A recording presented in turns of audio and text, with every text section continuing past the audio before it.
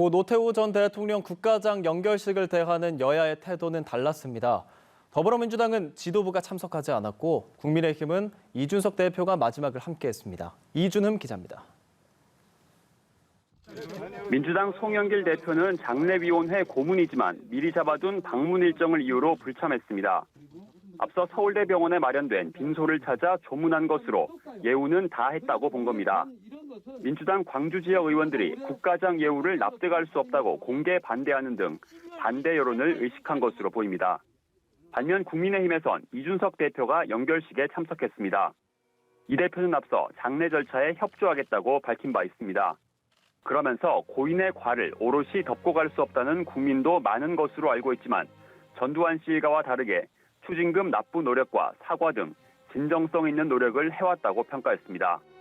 각 당 대선 후보들은 주말 없이 바쁜 일정을 소화하고 있습니다. 민주당은 이제 다음 달 2일 공식 대선 선대위 출범식을 앞두고 있습니다. 사흘 앞으로 다가왔습니다. 이에 앞서 모레에는 선대위 본부장급 이상의 인선 결과를 발표합니다. 이 때문에 이재명 후보는 오늘 공식 일정을 잡지 않고 막바지 선대위 구성 또 그날 발표할 메시지를 다듬는 데 주력하고 있습니다. 일단 이낙연 전 대표와 정세균 전 국무총리, 추미애 전 법무부 장관 등 경선 경쟁자들을 모두 품어 안으며 원팀 준비를 위한 채비는 마친 상태입니다. 이 후보는 SNS를 통해 직장 내 괴롭힘으로 입사 3개월 만에 극단적 선택을 한 구급 공무원 이모 씨 유족에게 조의를 표하고 일터 문화 개선을 약속하기도 했습니다. 국민의힘은 이제 대선 후보 선출이 6일 앞으로 다가왔습니다. 경선 전 마지막 주말을 맞아 대선 주자들의 발걸음도 빨라지고 있습니다. 먼저 윤석열 예비후보는 텃밭인 대구를 찾습니다. 당원들을 만나고 서문시장을 방문하는 등 막바지 당심 잡기에 안간 힘을 쓰고 있습니다. 음식점 총량제 발언이 대장동에 가 있는 시선을 돌리려는 꼼수라며 이재명 후보를 겨냥하기도 했습니다. 대구를 찾는 윤석열 후보를 향해 홍준표 후보는 다급한 모양이지만 흐름을 돌리지 못할 거라고 견제구를 날렸습니다.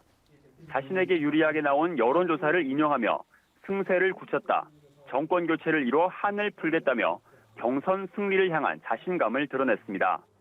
유승민 후보도 오늘 대구를 방문해 지지를 호소할 계획입니다.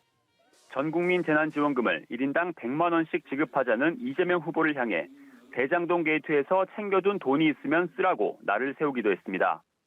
원희룡 후보는 금태섭 전 의원, 진중권 전 동양대 교수 등이 진행하는 선후 포럼 유튜브에 출연합니다.